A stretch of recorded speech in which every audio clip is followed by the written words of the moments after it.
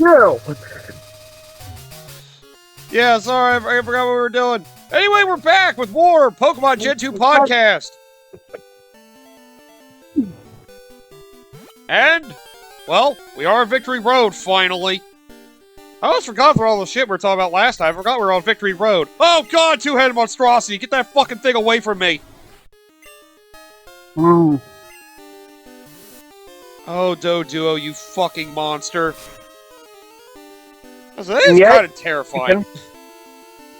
Yeah, and somehow it can learn fly. It doesn't make sense! All it can do is run, it can't fly! It doesn't even have wings! Oh, man. I'd be afraid of, I think you know the answer to that. Shut up. Yeah, I should have seen that coming. God damn it. I imagine it's either going to be, if we really wanted to think of something that would work, its feet would have to run so fucking fast it could somehow go airborne, or it uses its fucking heads to flap, which would look like the derpiest thing I've ever seen. I think there was like a VG comics that did exactly that. Ow, ow, ow, ow, ow, ow, ow. God, what a monstrosity of a bird. Nope. Oh, Jesus. But yep. We're back with Pokemon Gen 2. I wanted to say there was some Pokemon news that came up since we last recorded, but I don't think there was. I was just wishing there was. It does. I was going to say, I forgot there was actual news, but not Pokemon related.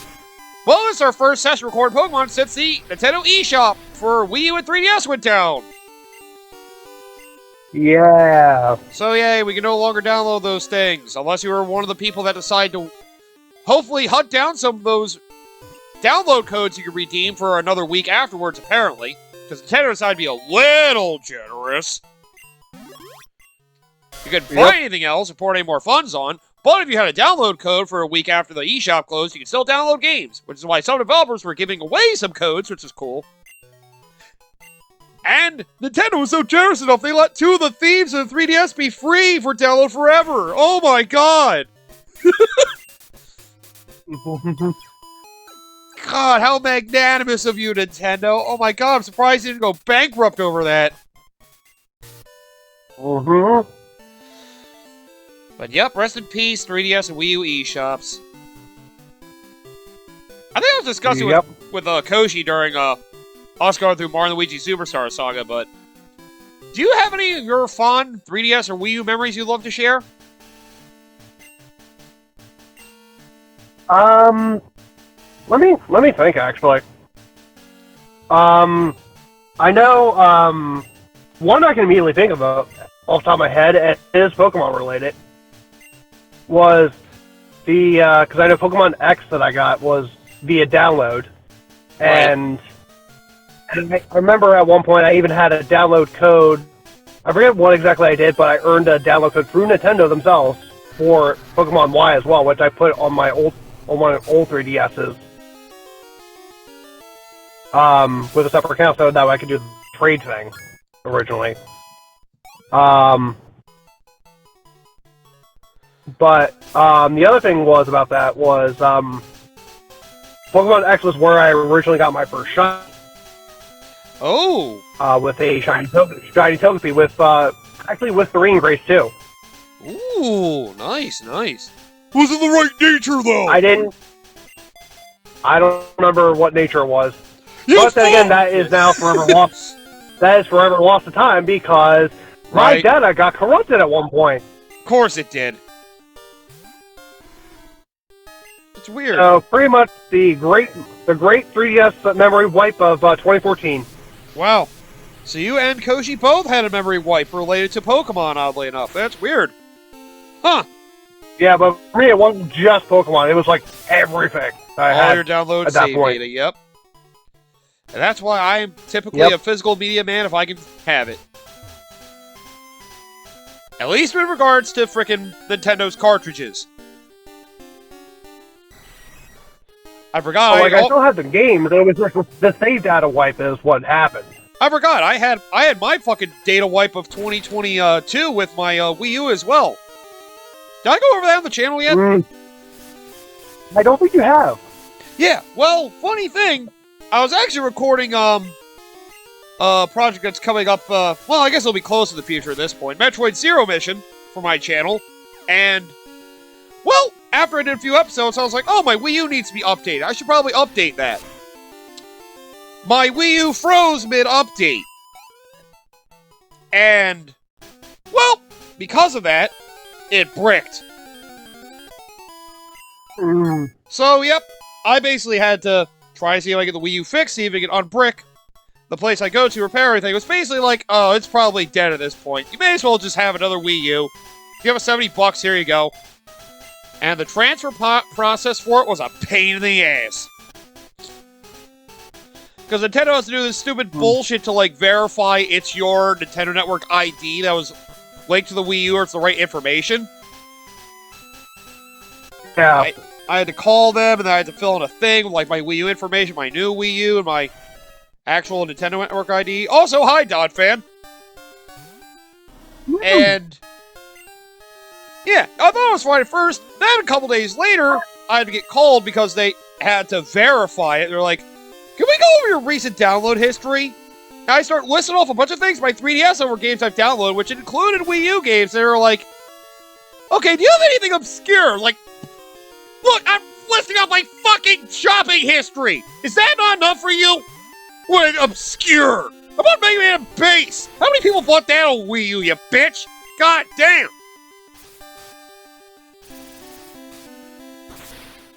But yeah, it was infuriating. Eventually, it got it to work. Got my Nintendo Network ID, transfer it over to the, to my new Wii U. And remembered, oh, you're right, all that save data I had is gone. So yeah, that was fun. Basically learned I had to replay everything.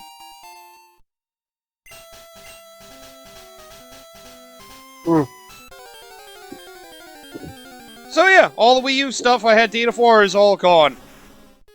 Sucks for Wind Waker HD. Sucks for so many other games I LP'd. And it kind of sucked because I had to restart Metroid Zero Mission kind of in the middle of it. Well, not really. It took me like an hour to get back to where I was. But the thing was, because there are multiple endings in that game, I had them all pretty much unlocked beforehand. I had to unlock them again.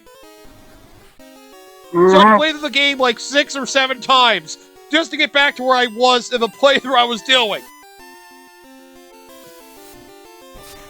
God damn Wii U. I'm glad the Switch finally brought cloud saves. Thank God. But for online subscription members only. Yeah. At least it's only $20 a year. That's not that bad. Yeah. 50 if you want to do expansion pass. Well, more if you want to do it with up to 8 people in one account. Yeah, which is really good, like compared to some other online things that decided they were going to start a subscription service, which... Sony has joined Microsoft for that fold, yep. Oh, no. Oh, you mean particular games? You want to hear about... Nope, not even gamer related. Uh-oh. So, you heard about the whole thing with Twitter, right? Oh yeah, the fucking blue check mark. Yeah, that's right. $8 a month to be verified on Twitter. Yeah, which, for an individual person, it's $8 a month. Which, right. Yeah, that's effective immediately. That's, at the time of this recording, has already been put into effect. Yep. Oh my god, I forgot about that. So it's now required, otherwise your checkmark goes away. So, now that it's $8 per individual. Oh, you want to hear other bullshit for this one? So, it's $1,000 a month for an organization, and $50 a month for every employee associated with that organization. The fuck? Yeah, so an employee of an organization that's affiliated with the organization wants to have a verified account that's specifically for that verified account company or whatever. They have to shell out $50 a month for that. Jeez. I guess Musk realized how not profitable fucking Twitter was. And now it's turned into a fucking for-profit business. Cool! Even less of a reason for me to use Twitter.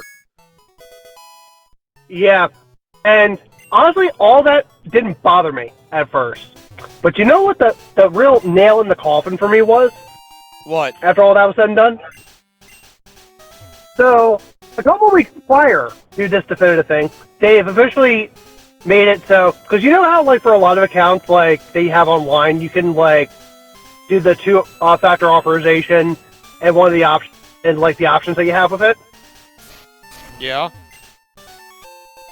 So, you know how one of the options is, normally to get a text to your phone? Right. Yeah, that's now that's a verified account only privilege. Yep, that's right. I forgot that was a thing. I know. There have been some celebrities speaking out, just being like, well, may as well just get off Twitter then. Like, Yeah. why bother verifying A lot of people- myself? I know Jack Black was one of them. He was just like, why bother verifying? I'll just not be on Twitter anymore.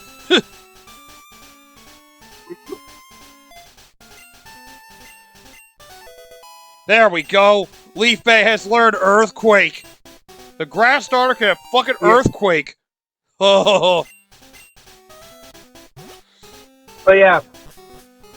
Like, honestly, if it wasn't for that, I wouldn't have cared. Because, one, I knew I was going to get verified anyway in any regard. Yeah. Because that requires a lot of following. To begin with. Of course.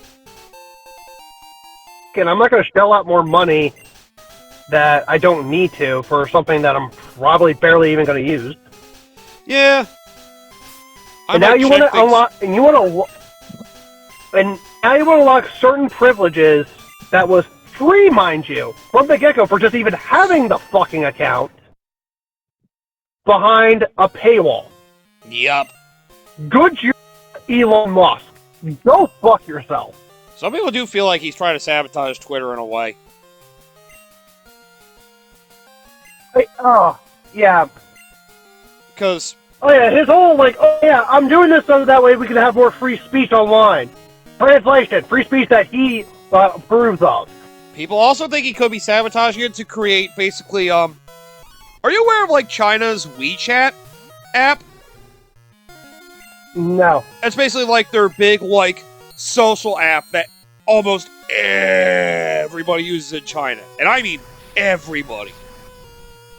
Like, it's referred to it. I don't know if you also heard Elon Musk refer to the term super app.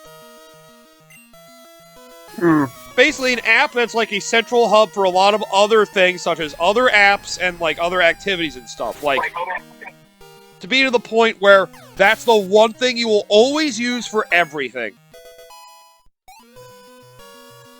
Some people believe that Elon Musk sabotaging Twitter is going to try to basically start with making America's equivalent to WeChat.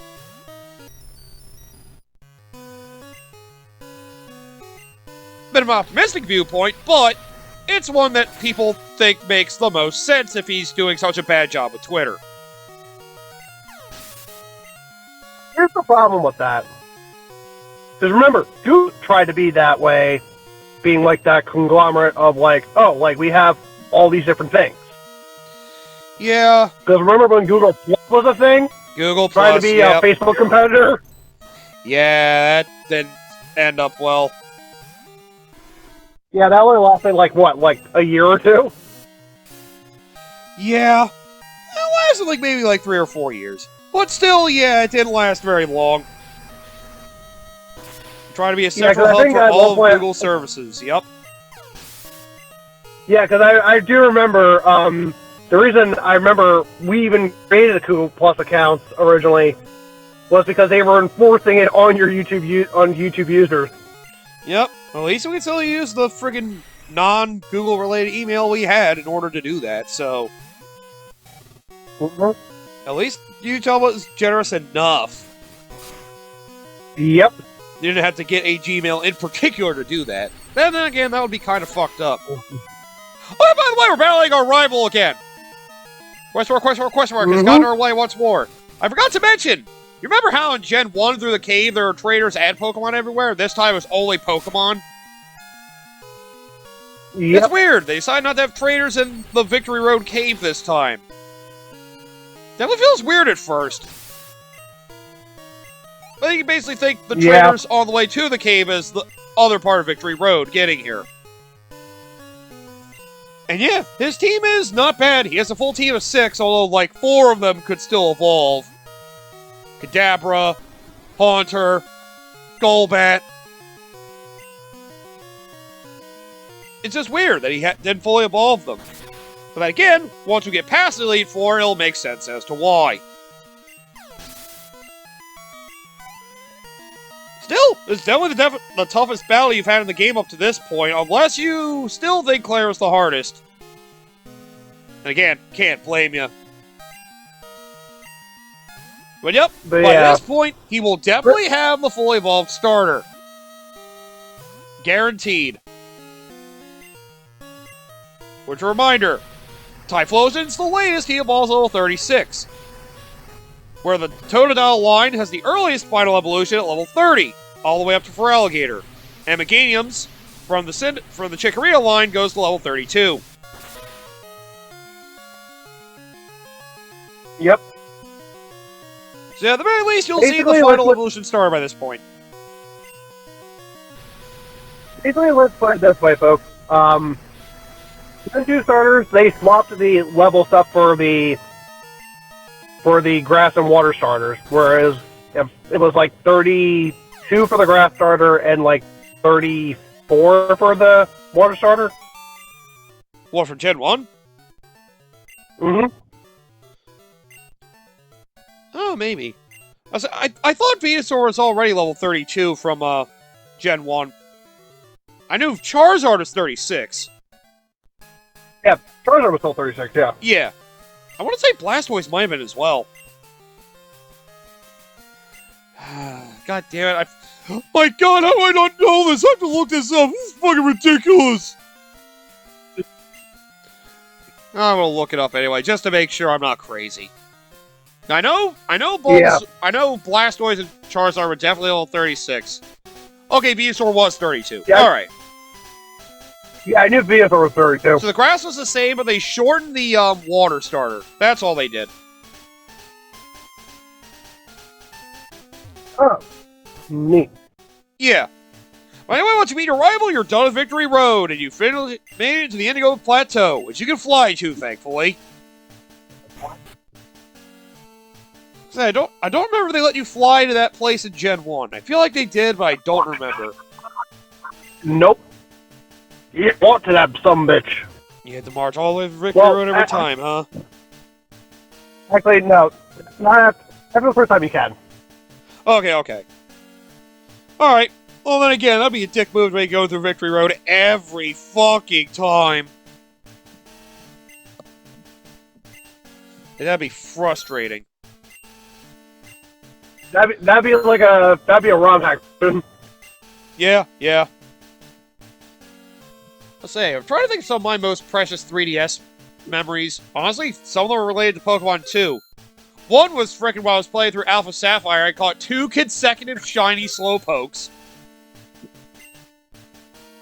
I remember, I caught the first one, I was like, oh shit! And I went into another encounter, and shiny Slowpoke again. I was like, wait, what? Another? That was fucking beautiful. And thankfully, that's a game I still have the cartridge of, so I still have it in there, thank God. Yep. And the other one Pokemon related as well is frickin' going through Original Sun. And frickin' getting to the championship battle. Realizing the professor actually was a fucking boss! Oh, you're the champion, you need a fitting opponent. How about me? Starts the fight with Lycanroc, uses Stealth Rock. Oh shit, he's actually good! Oh fuck! That was actually a pretty memorable moment of Sun and Moon. Yeah. At least original. Because Ultra Sun and Ultra Moon made it your rival. They made it fucking lame. Mm-hmm. At least they joked about Ultra Sun and Ultra Moon. It's like, oh, you're a champion, you need a fitting opponent for that battle. And Kua's like, how about me? No, I'm just kidding. There's somebody else more fitting. It's like, they actually had kind of a throwback for people who play the original games. It's nice, but the fact that I had to play both for this to make sense, fuck you anyway. Yep. Oh, even Amber, they can teleport you back home if you, for some reason, couldn't fly back here. Or just wanted to go back home. Oh, right, because you technically couldn't fly back home from here. Okay, that makes sense, actually. I did not think about that. But, yep, you know the deal. Since the Elite Four is in sight, prep yourselves. Because just like the first game, even more so this one, it is a gauntlet. So, make sure you are prepared. Because once you go up the stairs here, there's no going back. The point of no return. Yep, you either keep going till you win or till you die. So, prepare yourself. I'm gonna leave. I'm not ready for this. I gotta go train. And yet, sadly, that's actually what's happening. I know, bitch. I remember I played on my channel. I went through 100 level and I nearly died. I won due to luck. Oh, so we're gonna go hunt down the dogs. No, we're not doing that. I don't think anyway. But yep, if you feel like you need to grind to get ready for this, not a bad idea. Try to have all your Pokemon at least level 40, I would recommend. Yeah. Oh, right, trainer rematch. Yeah, because in all honesty,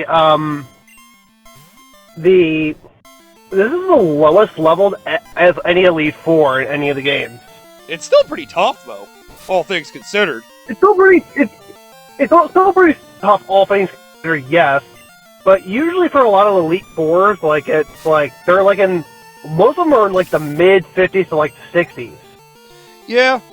For all the Pokemon. I think the lowest level Elite Four after this is Gen 5. Well, it's also kind of because they changed the way the Elite Four works with Gen 5. Yeah, so I think they also did the same thing with Gen... I think they did the same thing with Gen 6 and 7 as well, where you basically choose which one you want to go to first. Yep, you would be correct. That way they don't up their levels with every fucking battle. You have all those four around the same level, and then the last battle's higher. It feels a lot more fair, honestly. I forgot how Gen 8's Elite Four worked. I want to say it was something similar, but do not quote me on that. You had a tournament. Oh yeah, the tournament, right. And I have no idea for Gen 9, so don't even ask me, because I'm not even close to being that far yet. It's a little... I was going to say it's a little complicated. Not really. But... yeah, you'll see when you get there. Then again, that's if you actually go after the gym badge route. Do all that. Yep, I'm still working on that. Right. Well, whatever I can, anyway. Yeah, I'm trying not to spoil anything. I know I was talking to Koshi about some of the things since he didn't care, but definitely not trying to spoil anything for you, because I know you want to be surprised and be amazed. I will say, once you get towards the end game, though, the end game is really great. It's such a shame the rest of the game isn't quite as good as the end of the game is. Oh, the end game with, like, every route and the actual thing afterwards is so good. Yeah, I mean, I'm also trying to keep in mind for those that are watching this that probably are also be playing Gen 9 as well, maybe also to kind of keep this spoiler free for them as well, as much as we can, for, like, the newer generation. Like how the real boss behind Team Star is Arvin. And I guess we'll continue that talk next time. Yep. All right, so next time, guess what? We're going through the entire Elite Four next time. Ooh, a peeper. Yep, so it could be a long one. But, yep, I figure it's only right. Not stopping the middle of the Elite Four only feels right to go through the entire thing in one run. So, see you guys next time for the entire thing. It's going to be painful.